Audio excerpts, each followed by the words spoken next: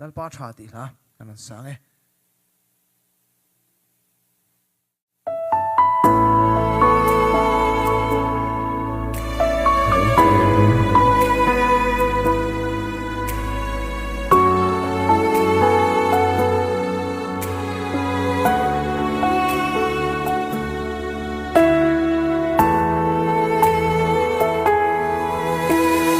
Ring nang chui chang hia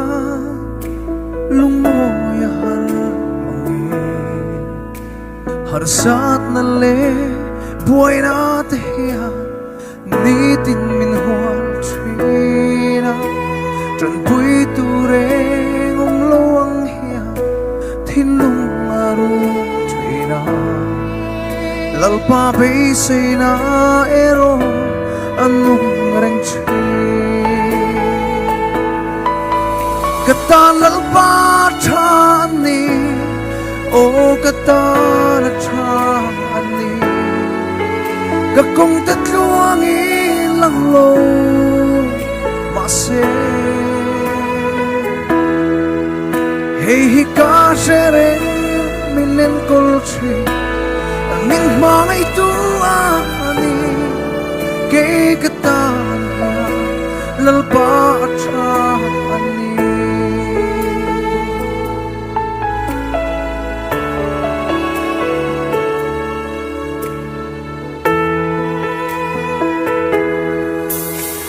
Ilam hoy nang ay tu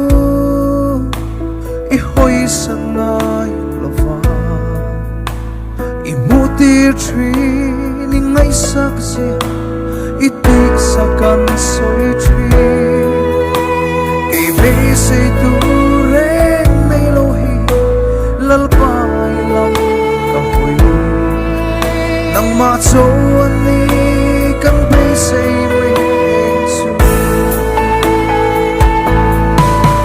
Kata lalpa chani, oh kata chani, kakong tatluang ilang lo mase. Hey hika shereng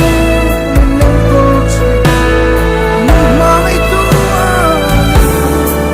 kay kata lalpa chani.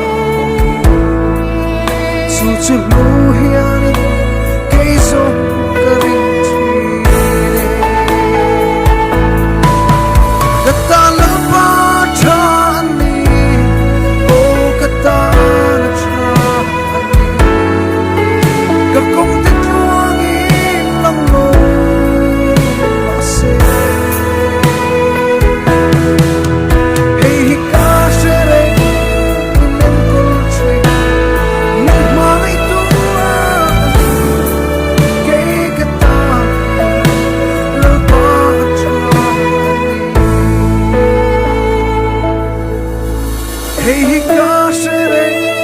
minen kolche min mangay tuani kay kata lalpa chani